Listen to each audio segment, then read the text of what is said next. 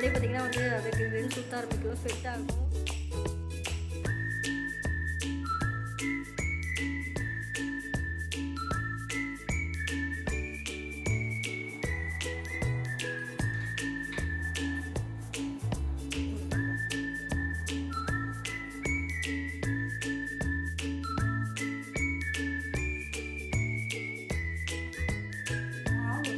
பிகினர்ஸ்க்குலாம் இந்த மாதிரி மாவு வந்து கரைச்சிட்டு ஊற்றினா கட்டி கட்டாமல் இருக்கும், ஈஸியாக இருக்கும். புதுசாக பண்ணுறாங்க. ஹாய் ஃப்ரெண்ட்ஸ், எல்லாருமே எப்படி இருக்கீங்க? இன்றைக்கி வந்து வெள்ளிக்கிழமை எடுத்த vlog உங்களோட ஷேர் பண்ணிக்க போகிறேன். ஸோ நம்ம நிறைய பூஜை vlog போட்டிருப்போம். ஸோ ஸ்பெசிஃபிக்காக எடுத்து போகிற அளவுக்கு இல்லை, ஆக்சுவலாக நம்ம எப்போதும் பண்ணுறது தான். இருந்தாலும் இந்த vlog பார்த்திங்கன்னா இந்த மாதத்தில் ஏதாவது ஒரு வெள்ளிக்கிழமை ஷேர் பண்ணணும்னு நினச்சேன். ஸோ இன்னொரு வாரம் வந்து ரொம்ப கிராண்டாக பண்ணலான்னு பிளான் பண்ணியிருக்கோம். ஸோ இந்த வாரம் எப்படி பண்ணுவோம், என்னென்ன ரெடி பண்ணுவோம் அப்படின்றத இந்த வீடியோவில் வந்து ஷேர் பண்ணிக்க போகிறேன். ஸோ நிறைய ஹெல்த்தியான குட்டி குட்டி டிப்ஸ் அண்ட் ரெசிபீஸ்லாம் இருக்கும், ஸ்கிப் பண்ணாமல் ஃபுல்லாக போகிறீங்க. ஃபர்ஸ்ட் டைம் பார்க்குறீங்கன்னா மறக்காமல் சப்ஸ்கிரைப் பண்ணிவிட்டு பார்க்க ஸ்டார்ட் பண்ணுங்கள். ஓகே, vlogல போகலாம். ஸோ ஃபர்ஸ்ட் வந்து நெய்வேத்தியம்க்கு என்னென்னலாம் வேணுமோ அதெல்லாம் இங்கே கிச்சனில் டக்கு நம்ம ரெடி பண்ணி வைக்க போகிறோம். 1 கப் அளவுக்கு தேங்காய் எடுத்திருக்கேன் அண்ட் 3/4 கப் அளவுக்கு வெல்லம் வந்து எடுத்திருக்கேன். ஸோ இதெல்லாம் எதுக்கு அப்படின்னு சொல்லிட்டு நம்ம பார்க்கலாம். இன்றைக்கி நெய்வேத்தியம்க்கு என்னென்ன நம்ம ரெடி பண்ண போகிறோம் அப்படின்னா, ஆஸ் யூஷுவல் தான் நம்ம கொழக்கட்டை ரெடி பண்ண போகிறோம். அதுலேயுமே 2 விதமான கொழக்கட்டை பண்ண போகிறோம். ஸ்வீட் கொழக்கட்டை அண்ட் உளுத்தம் கொழக்கட்டை 2 பண்ண போகிறோம். ரெண்டுமே சூப்பராக இருக்கும். ஃபர்ஸ்ட்டு தேங்காய் பூனமுக்கு ரெடி பண்ண போகிறோம். தேங்காய் ஆல்ரெடி துருவி ஃப்ரெஷ்ஷாக எடுத்து வச்சுருக்கோம். அண்ட் இங்கே வந்து வெல்லம் எவ்வளோ வேணுமோ அந்தளவுக்கு, ஸ்வீட்டுக்கு தேவையான அளவுக்கு. இன்னும் கொஞ்சம் நல்ல ஸ்வீட்டாக வேணும்னா எக்ஸ்ட்ரா எடுத்துக்கலாம், இல்லைன்னா இன்னும் கம்மி கூட பண்ணிக்கலாம். வெல்லம் நல்லா வந்து மெல்ட் ஆனதுக்கு அப்புறமா நம்ம எடுத்து வச்சுருந்த தேங்காவை இதோட சேர்த்துக்க போகிறோம். ரொம்ப சிம்பிள் ப்ராசஸ் தான், பட் கரெக்டாக நம்ம பதத்தில் ஆட் பண்ணோம் அப்படின்னா நமக்கு வந்து பர்ஃபெக்டாக வரும். ஸோ இந்த ஸ்டேஜில் இப்போ நம்ம தேங்காவை வந்து இதில் சேர்க்க போகிறோம். தேங்காவும் சேர்த்துட்டு ஈவனாக நல்லா மிக்ஸ் பண்ணிவிட்டு அதுக்கு கொஞ்சம் வாசனைக்காக ஏலக்காய் பொடி சேர்த்துக்கலாம். ப்ளஸ் அதோட லாஸ்ட்டாக நெய்யும் ஆட் பண்ணி ஈவனாக மிக்ஸ் பண்ணிவிட்டு நம்ம மூடி வச்சிடலாம். அவ்வளோதான், வேலை முடிஞ்சது. ஸ்டவ் ஆஃப் பண்ணிவிட்டு கொழக்கட்டைக்கு இங்கே நம்ம பூரணம் ரெடி பண்ணிட்டோம், மாவும் ரெடி பண்ணிட்டோம் அப்படின்னா நம்ம கடகடன்னு ப்ரிப்பேர் பண்ணிடலாம். மாவு அம்மா ரெடி பண்ணி கொடுத்துருவாங்க. பூரணம் கூட ரெடி பண்ணிடலாங்க. மாவு வந்து நமக்கு கரெக்டாக இருந்தால் தான் நம்ம சாஃப்டாக கிடைக்கும். அண்ட் கொஞ்சம் கூட அந்த கட்டி கட்டியாக இல்லாமல் ஈவனாக இருக்கும். ஏன்னா மாவு வந்து ரொம்ப முக்கியம். அதனால் மாவு கிட்டே போக மாட்டேன், அம்மா அதை மட்டும் ரெடி பண்ணி கொடுத்துருங்க அப்படின்ட்டு. ஸோ அம்மா வந்து ஒரு குட்டி டிப்ஸோட அந்த கிளிப்பிங்ஸ் வந்து ஷேர் பண்ணிக்க போகிறாங்க. என்னென்ன ஆட் பண்ணுறாங்க, எப்படி பண்ணணும் அப்படின்றத அம்மாவே வந்து சொல்லுவாங்க. அதாவது பிகினர்ஸ்க்குலாம் இந்த மாதிரி மாவு வந்து கரைச்சிட்டு ஊற்றினா கட்டி கட்டாமல் இருக்கும், ஈஸியாக இருக்கும். புதுசாக பண்ணுறவங்களுக்கு இல்லைன்னா ஓகே. கரைச்சி வச்சுருக்கீங்களா? காட்டுங்க. மாவு அப்படியே கரைச்சிட்டேன். மாவை வந்து கரைச்சி சேர்க்கலாம். தண்ணி அளவு எவ்வளோ ஆட் பண்ணியிருக்காங்க அப்படின்னா, நம்ம 1 கப் அளவுக்கு மாவு எடுக்கிறோன்னா 1.25 கப் அளவுக்கு தண்ணி வந்து எடுத்திருக்காங்க. ஸோ அந்த தண்ணியை தான் மாவில் ஃபஸ்ட்டு மிக்ஸ் பண்ணிவிட்டு அதுக்கப்புறம் கொஞ்சம் பாத்திரத்துலேயுமே தண்ணிட்டு லைட்டாக உப்பும் அண்ட் வந்து எண்ணெயும் அதில் போட்டிருக்காங்க, நமக்கு வந்து ஒட்டாமல் வருன்றதுக்காக. ஸோ எண்ணெயும் போட்டுட்டு அதுக்கப்புறம் கொஞ்சம் கொஞ்சமாக அந்த மாவை வந்து இதில் ஊற்றி ஈவனாக வந்து மிக்ஸ் பண்ணுறாங்க.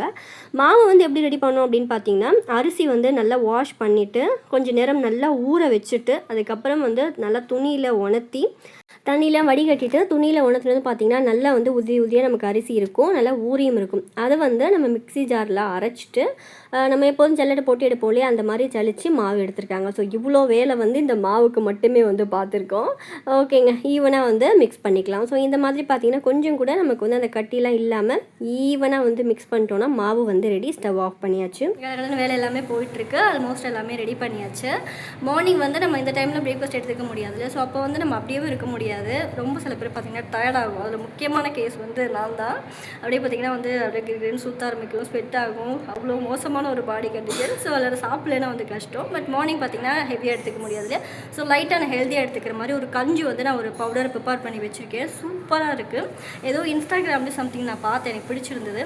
அதை எப்படி ரெடி பண்ணேன்னு சொல்லிட்டு அந்த கிளிப்பிங்ஸ் வந்து எடுத்து வச்சுருக்கேன், அதை உங்கள்கிட்ட ஷேர் பண்ணிக்க போகிறேன். ஸோ அதில் ஜஸ்ட் ஒரு டம்ளர் குடிச்சோன்னா கொஞ்சம் நமக்கு ஃபீலிங்காக டயர்ட் ஆகாமல் இருக்கும். எப்படி ரெடி பண்ணுறதுன்னு சொல்லிட்டு பார்க்கலாம். உளுத்தம் கஞ்சி மாவு ரெடி பண்ண போகிறோம். ஸோ அதோட ப்ரிப்ரேஷன் தான் உங்களுக்கு நான் காட்டிகிட்ருக்கேன். இது நான் முன்னாடி நாள் பண்ணது தான். ஸோ சைடில் பார்த்திங்கன்னா கீரை ரெடி ஆகிட்டுருக்கு. ஒரு லஞ்ச் டைமிங்கில் ஆக்சுவலாக வந்து ரெடி பண்ணேன். Okay fine. இப்போ நம்ம தேவையான பொருள்லாம் என்னென்ன அப்படின்னு சொல்லிட்டு பார்க்கலாம்.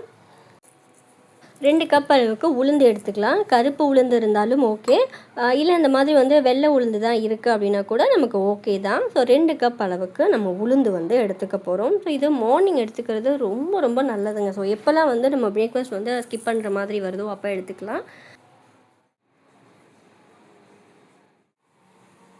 இந்த பேனில் நம்ம இதை நல்லா வந்து வாசனை வர அளவுக்கு கொஞ்சம் கலர் மாறுற அளவுக்கு நம்ம ஃப்ரை பண்ணி எடுத்துக்க போகிறோம்.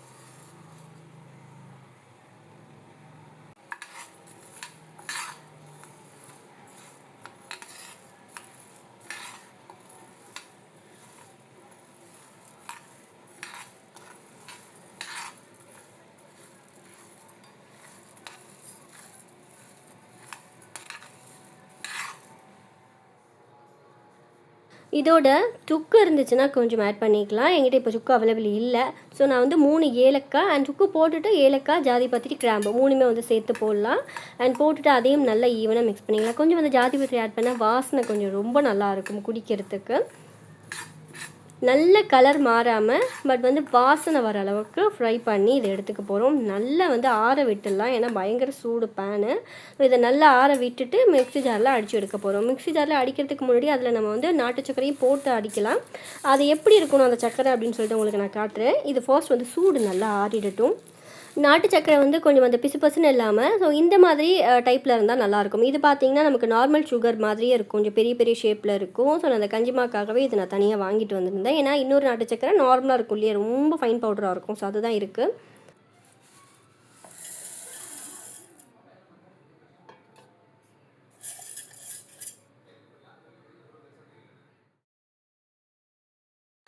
ஓரளவுக்கு அரைச்சிட்டு நம்ம எடுத்து வச்சுருந்த நாட்டு சர்க்கரையும் ஆட் பண்ணிக்க போகிறோம். பண்ணிவிட்டு நல்லா வந்து ஃபைன் பவுடர் அரைச்சிக்கலாம். இல்லை எனக்கு குறைப்பாக வேணும்னா கூட ஓகே தான். சில பேர் வந்து அதை ஃபில்ட்ரு பண்ணி நல்ல மாவாக எடுத்து வைப்பாங்க. எனக்கு வந்து கொஞ்சம் லைட்டாக அதை குறைப்பாக இருக்கிற மாதிரி இருந்தால் குடிக்கிறதுக்கு நல்லா இருக்கிற மாதிரி ஒரு ஃபீல். அதனால் பவுடர் பண்ணி எடுத்தாச்சு. ஸோ இதில் பாக்ஸில் ஏர்டைட் பாக்ஸில் போட்டு மூடி நம்ம ஃப்ரிட்ஜில் ஸ்டோர் பண்ணிவிட்டு அப்பப்போ ஒரு 1.5 ஸ்பூன் அளவுக்கு எடுத்து நம்ம யூஸ் பண்ணலாம். அம்மாவுக்கும் எனக்கும் இந்த கஞ்சி நான் போட்டிருக்கேன். கரெக்டாக ஒரு 3 ஸ்பூன் அளவுக்கு சேர்த்துருக்கேன். 1 கப் அளவுக்கு 1.5 ஸ்பூன் போட்டால் கரெக்டாக வந்து இருக்கும். தண்ணி நல்லாவே சேர்க்கலாம். சேர்த்துட்டு கைவிடாமல் இந்த மாதிரி ஈவனாக மிக்ஸ் பண்ணிவிட்டு இதில் வந்து நீங்கள் தேங்காய் பால் சேர்க்கலாம். எனக்கு இப்போ தேங்காய் பால் எடுக்கலாம் டைம் இல்லை. ஸோ அதனால் தேங்காய் பால் ஆட் பண்ணல. நம்ம நார்மல் பசும்பால் சிப்போம் இல்லையா, அந்த பாலே ஆட் பண்ணிக்கலாம். ஸோ கொதிச்சதுக்கப்புறமா பால் ஆட் பண்ணிவிட்டு சர்க்கரை தேவைப்படாது. நம்ம ஆல்ரெடி போட்டு நல்லா அடிச்சிட்டோம், அதனால் சர்க்கரை தேவைப்படாது. ஸோ மிக்ஸ் பண்ணிவிட்டு குடிக்க வேண்டியதான். இன்ஸ்டண்ட்டாக அந்த பவுடர் நம்ம ரெடி பண்ணி வச்சிட்டோம் அப்படின்னா டக்குன்னு எடுத்து தண்ணி ஊற்றி பால் போட்டு மிக்ஸ் பண்ணி குடிக்க வேண்டியதாங்க. லைட்டாக கொதிச்சா போதும், நல்லாயிருக்கும். இந்த உளுந்தங்கஞ்சி பால் வந்து அவ்வளோ நல்லாயிருக்கும் குடிக்கிறதுக்குமே அண்ட் ரொம்ப ரொம்ப ஹெல்தி. ஸோ எல்லா ஏஜில் இருக்கிறவங்களுமே வந்து குடிக்கலாம். குட்டீஸ்லாம் வந்து அவங்களுக்கு டேஸ்ட்டு பிடிச்சிருந்ததுன்னா அவங்களுக்கு தாராளமாக குடிக்க வைக்கலாம். கண்டிப்பாக ட்ரை பண்ணி பாருங்கள். ஸோ ஒரு டம்ளர் நல்லா வந்து சூடாக குடிச்சாச்சு. இப்போ நம்ம வேலையை வந்து ஸ்டார்ட் பண்ணலாம். இங்கே நம்ம ரெடி பண்ணுறது வடைக்கு அது வந்து உளுத்தம் கட்டிக்கு ரெண்டுமே சேர்த்து தான் போட்டிருக்காங்க. பச்சை மிளகாய், இஞ்சி, உப்பு, ஊற வச்சு உளுந்து போட்டு நம்ம எவ்வளோ உப்பு வேணுமோ அதை மட்டும் பார்த்துட்டு நல்லா வந்து ஃபஸ்ட்டு குறைப்பாக அரைச்சி தனியாக எடுத்துட்டு அதுக்கப்புறம் வடைக்கு வந்து நம்ம எப்பொழுதும் போல் நல்லா அரைக்கிற மாதிரி அரைச்சிக்கலாம். அண்ட் ஃபர்ஸ்ட்டு ஒரு செட்டு வந்து நான் ரெடி பண்ணிக்கிட்டு இருக்கேன். ஏன்னா அந்த உளுத்தங்கொழுக்கட்டைக்கு நம்ம அரைச்ச அந்த உளுந்தை வந்து நம்ம நல்லா இட்லி மாதிரி வேக வைக்கணும். ஸோ கடகடன்னு ஒரு சைடு பார்த்திங்கன்னா அந்த ஸ்வீட் கொழுக்கட்டை பண்ணிட்டோம் அப்படின்னா நம்ம அரைச்ச அந்த உளுந்தங்கொழுக்கட்டைக்கும் தேவையானது நம்ம குக்கரில் வந்து வேக வச்சிடலாம் இட்லி பாத்திரத்தில். அதுக்கப்புறம் அதை எடுத்துட்டு கடுகு தாளிச்சுட்டு அதில் வந்து லெமன் வந்து மிக்ஸ் பண்ணணும். சூப்பராக இருக்குங்க. என்னோடய ஃபேவரெட். எனக்கு அந்த உளுத்தங்கொழுக்கட்டை அவ்வளோ பிடிக்கும். அதனால் கொஞ்சம் எக்ஸ்ட்ராவே தான் பண்ணுறோம். ஏன்னா வீட்டில் இருக்கிற எல்லாருக்குமே பிடிக்கும். நம்ம நார்மல் டைமில் இதெல்லாம் ட்ரை பண்ண மாட்டோம் பெருசாக. ஏதாவது இந்த மாதிரி விசேஷ நாளில் தான் வந்து செய்வோம். அண்ட் சுற்றி இருக்கிற நம்மளோட நைபர்ஸ்க்கு, ஃப்ரெண்ட்ஸ்க்கு எல்லாருக்கும் கொடுப்போம் இல்லையா, அதனால் கொஞ்சம் அதிகமான குவான்டிட்டி தான் வந்து பண்ணுவோம் எப்போவுமே. ஓகே, அது வெந்துகிட்டே இருக்கட்டும். அடுத்து நம்ம வேலையை வந்து பார்க்கலாம். ஸோ அந்த 3 தட்டில் பார்த்திங்கன்னா நான் அரைச்ச அந்த உளுத்தங்கொழுக்கட்டைக்கு தேவையான மாவு வந்து வச்சுருக்கேன். இது நல்லா வேகணும்.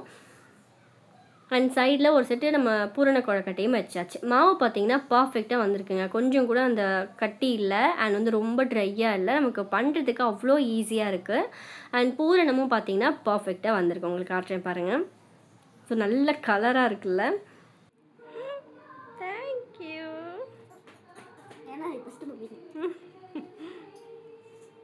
தேங்க்யூ. சரி போய் குளிச்சுடு, நீ டைம் ஆச்சு. ஓகேவா? கரெக்டாக 5 to 7 minutes தான். நல்லா வெந்துருச்சு. நம்ம இப்போ எடுத்துடலாம். தேங்க்யூ. அப்பப்போ நமக்கு இந்த மாதிரி வந்து காம்ப்ளிமெண்ட்ஸ் கிடச்சிக்கிட்டே இருக்கும். நான் பண்ண கொழுக்கட்டை இது வந்து பிரணக்குட்டி பண்ணது.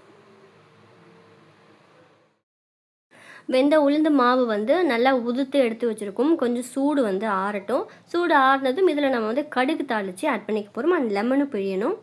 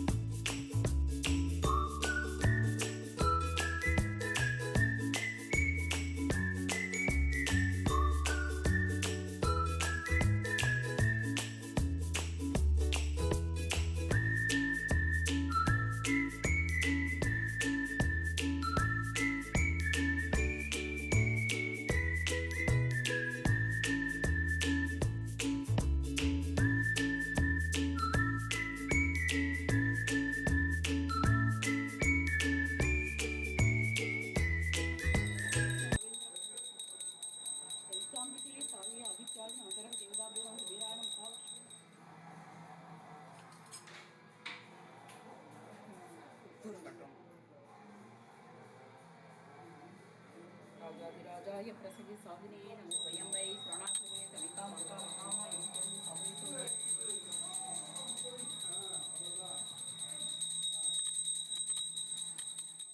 Okay friends, bye bye. இந்த vlog உங்களுக்கு பிடிச்சிருக்கும் அப்படின்னு நினைக்கிறேன். நெக்ஸ்ட் ஒரு சூப்பரான vlogோட உங்களை மீட் பண்ணுறேன். தேங்க்யூ. தேங்க்ஸ் ஃபார் வாட்சிங்.